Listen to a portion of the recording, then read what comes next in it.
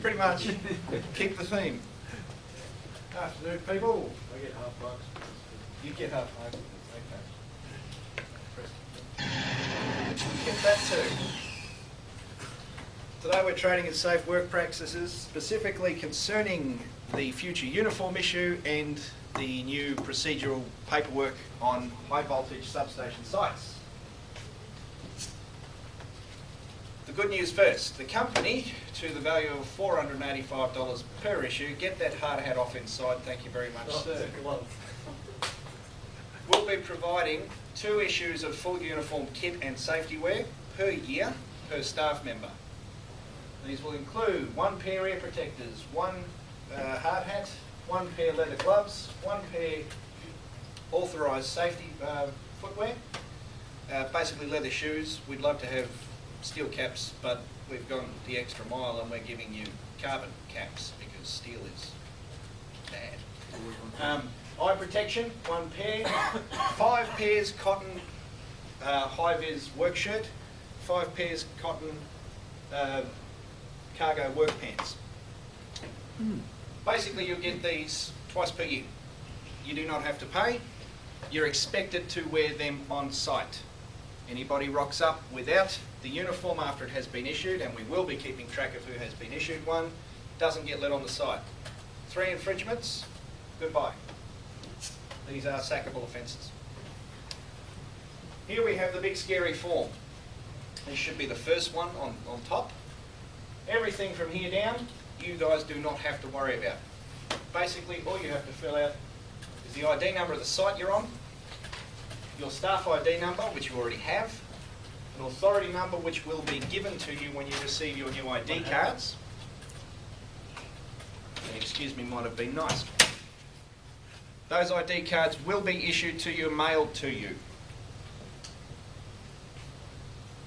On the day you're logging into work, tick the box if you have all your safety wear. Be aware, if you do not have any of the required safety wear that you have been issued and you tick that box, instant written warning. Name, first and last. Work method statement, which we'll be getting to. It's the other large piece of paper you have. Have you logged one in, or have you got one with you? Tick. If you don't have it with you, written warning. Emergency plan, which is on the last piece of paper. Do you have one? If yes, tick. If you don't have one and you tick the box, written warning. Time into the site, time out of the site, and your signature. This is to be signed at the end of the day as you leave the site. Very important piece of paper. This lets site management know who's on site, where they're going to be, which is, well, technically that's the second piece of paper, but together these pieces of paper let the site management know who's on site, where you're going to be, what you're going to be doing, and should an emergency occur, where is your nearest emergency assemblage point, which is one you will nominate on the second form. Everything south of this blue line, ignore. That's for management to fill out, site management or your supervisor, and site supervisors and managers will be getting their own training. Next one, the work method statement. Very, very important. Again, lets us know who you are, where you're going to be. It also lets us know that you have an understanding of the safety practices involved in working on one of these sites. We will be asking the management on each site to keep a brief track of the work management plans that are submitted. Anybody that does not show an understanding of the safe practices on these sites will have to go through the training again. That will be done on your own time. So pay attention during these briefings. Again, anything in the blue, south of this line, you ignore.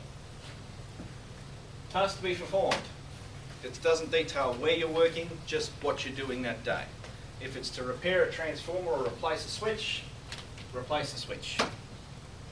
Your authority number, again, that will be on your ID card underneath your staff ID number. Your supervisor's name, your supervisor's staff ID number, your supervisor's authority number and your supervisor's signature. It is your responsibility to have your supervisor check your work method plan, your emergency plan, and to get this piece of paper signed. If you get caught working on site without having submitted these, written warning. It's not that hard. Regulations. It is the responsibility of you guys. Once you've been given your uniform and your equipment, it's your responsibility to wear it and to have it on you at all times. If you require gloves to do a job and you do not have your gloves with you, not the company's problem. We're paying a lot of money out to make sure that all of our staff can have the right equipment. It's your responsibility to make sure that you carry it with you. If you do not have your ID card, you will not get on site. This is not just a safety precaution, this is a security precaution. Nobody who does not have valid company ID will get onto any substation site. And that is your responsibility to make sure you have it and it is clearly worn, clearly visible. And it is your responsibility to fill out your paperwork.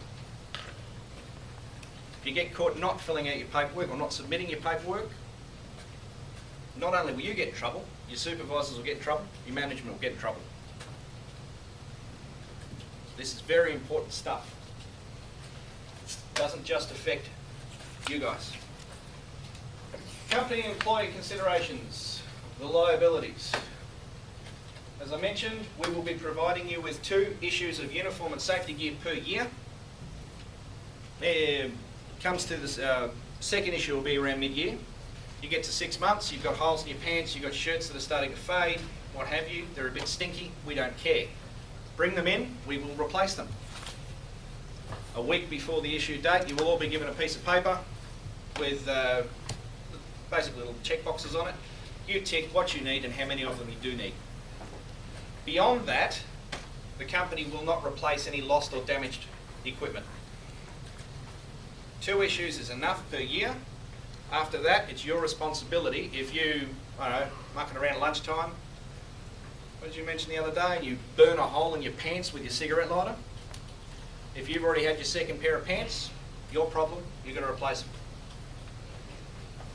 Company will be providing your ID cards. We can't ask you to pay for those if you lose them. We will replace them the many times you need them and as required. Any employee who breaches the requirements of the access control statement, your sign-in sheets basically, it's a fancy name for sign-in sheet, and your work method statements, you do that more than 3 times, you will be given a warning each time. More than 3 times, you will be terminated. Same goes for uniform. I don't like being the guy who bears the bad news, but that's just how it is.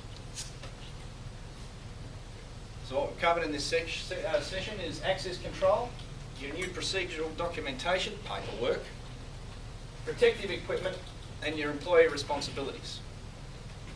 It's also the company's responsibility to keep track that all of these procedures are put in place and maintained. And you guys do have the right, should we not be maintaining them, if the upper management aren't kicking the middle management into making sure these things happen, it is your right to complain. And should it continue, do what you've got to do. Both sides of this equation have responsibilities and we will meet ours. We expect you to meet yours. Does anyone have any questions? Yes? Protective equipment, when it does get to a stage where we lose it, and it's not mid-year, yes. Do we purchase it from you or do we have to source it by ourselves? We have an authorised supplier. I will give you that list. Sure. Any other questions? Anyone worried about the big scary looking forms? I think the break rules is terminated. Yes. Is too serious. Too serious. Well, you're entitled to think that. Right, because it's the company. You go to work. No rules is requirement. You go to work, and you're wearing, instead of wearing shoes that have the carbon rings or plastic rings for the laces, and have solid steel caps instead of carbon fibre caps. I think the first time should be warning. And a cable hits your boot, and you're not wearing the authorised boot, and and you end up dead, is it too harsh then? I think the first time it's You get 3 warnings. Yeah, 3 warnings is the standard in the state of Victoria. yeah, right. We thought about being generous and giving you 4. No. This is not dinky little, I work at Rebel Sport and, oh my God, I've come in without my uniform shirt. You screw up on these sites, people die. Not just you, could be other people too.